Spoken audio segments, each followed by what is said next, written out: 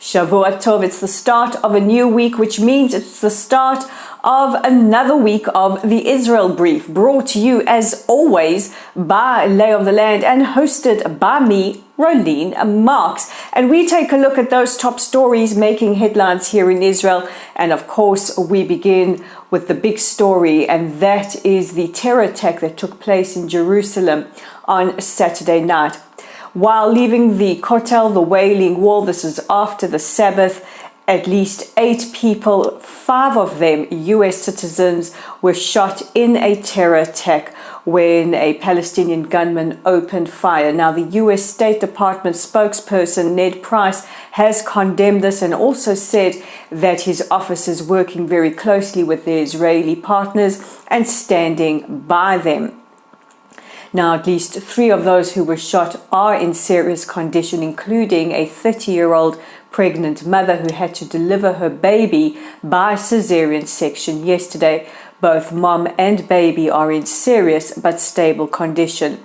Meanwhile, US's ambassador to Israel, Thomas Knights, has said that he is in constant contact with the family, and Prime Minister Yair Lapid condemned the attack as well. 26-year-old Amir Sadawi turned himself into the authorities. He is the terrorist responsible for carrying out the attack. And while we don't have any more details as to his motives, we can assume they are nationalistic or terror related as a result of incipient ongoing incitement that takes place in the Palestinian Authority-controlled areas. This is where he came from. Naturally, terror entity in the Gaza Strip, Hamas, have praised the attack, and he has been remanded into custody, and we will bring you any updates on the story. The IDF notified us earlier today, or released a statement rather earlier today, that they had discovered another terror tunnel, a Hamas-dug terror tunnel running from the north of the Gaza Strip, and its entry points were in Israel. Now, the IDF have said that they have foiled this terror tunnel, meaning they have neutralized the tunnel. They said that there were 2 exit points. However, communities close to the border with Gaza are not in any threat. That is because the subterranean wall underground dug by the IDF has prevented any of those terror tunnels from entering Israeli sovereign territory. However, this has not stopped their efforts to locate and neutralize any terror tunnels. Now, these tunnels were built or created with the aim of either smuggling goods into the Gaza Strip or with more nefarious aims, that is to kidnap Israeli soldiers or civilians, or even worse, launch terror attacks and kill Israeli soldiers and civilians. And the IDF have stated that they will not drop their guard on making sure that these tunnels are disposed of for once and for all. We now go to Australia, where Melbourne University Student Union passed a motion, a BDS supportive motion, that declares Israel a racist and apartheid state. They base these findings on recent reports issued by NGO B'Tselem, as well as Amnesty International and Human Rights Watch. Now, I just want to reiterate that these reports have been dismissed by the international community, including French President Macron, who said it's absolutely absurd to accuse Israel of being an apartheid state when there are Arabs serving in the government. But of course, we know that this is part of a greater campaign to delegitimize the state of Israel. In their statement, the student union accused Israel of propagating Zionism, which is colonialist and racist, and is stealing Palestinian land. But don't worry, they condemn anti-Semitism in all its forms. Oh, the irony in that statement, because by the working definitions of anti-Semitism, that is the working definition, the International Holocaust Remembrance Alliance's definition of anti-Semitism, which has been adopted by many governments, including the Australian government.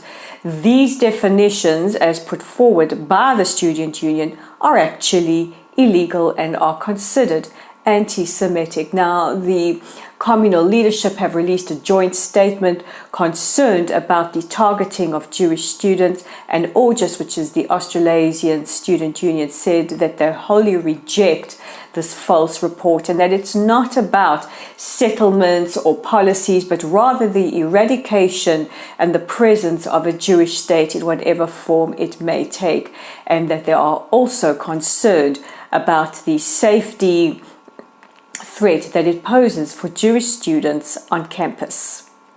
And we end, as always, as we like to do here on the Israel Brief, with a more positive note, and that is we say Chag Huledet Sameach. Is that the right thing you say when you celebrate peace accords? We don't know. Any suggestions from you will be more than welcome. Do we say Yom Huledet Sameach? Do we say Chag Shalom Sameach?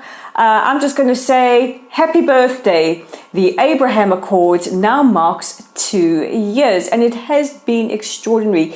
These accords, which have brought about normalization between Morocco, the United Arab Emirates, Bahrain, the Sudan, and Israel, brokered by the United States, have really transformed the landscape of the Middle East. Every day, extraordinary memorandums of understanding and cooperation and business and travel are being signed. We've had the Negev Summit, which has seen all our partners in peace, including Egypt and Jordan, participate in ways to strengthen the region, to increase trade, cooperation, travel, all these wonderful things. We've also faced our fair share of challenges. Operation Breaking Dawn last weekend, as well as Operation Guardians of the Wall last year, which saw flare-ups with our neighbors in Gaza. However, these accords have proven that they stand the test of time. They have legs of their own, and despite any challenges, are moving forward full steam ahead. And if that wasn't enough, they are really translating to the everyday interactions between Bahrainis, Emiratis, Moroccans, and Israelis. I can tell you with good authority that I look forward to my Fridays when I get Shabbat Shalom with love, your brothers from Bahrain and your sisters from the Emirates. And it is my opportunity to say Shabbat Shalom and Juma Mubarak, the feeling of goodwill and also the feeling of support. You know, oftentimes Israelis feel that, you know, in the international community, people perhaps don't understand our point of view or what we experience when we have a flare-up like last week. But we did have our brothers and sisters across our Abraham Accords partner countries showing their support for us. They have been vocal against terror attacks, and they've supported Israel's right to defend herself. And that is peace bearing fruit from its seeds that were sown just 2 years ago. Our wondering is, who's going to join us next? Will it be Oman? Will it be Saudi? Who will it be? If you're playing normalization bingo, put your comments in the comments section below. But that brings us to the end of today's edition of the Israel Brief. Don't forget to tune back in tomorrow. But in the meantime, check out our website at www.layoftheland.online. If you want to receive our weekly newsletter, please message us via our website, and we'll pick that up in our email. Our Facebook page is at Lottel Site. As you know, Facebook right now is all higgledy-piggledy. So if you do have a moment, please consider liking us, following us. Our YouTube channel is at The Israel Brief. Please click on that red subscribe button so that we can get the news from Israel out to as many people as possible. And of course, we're on Twitter at LayofTheLand5. That's at LayofTheLand5. And with that, I'm Rolene Marks. This is the Monday edition of The Israel Brief. And we won't be apart for too long. I'll see you again tomorrow.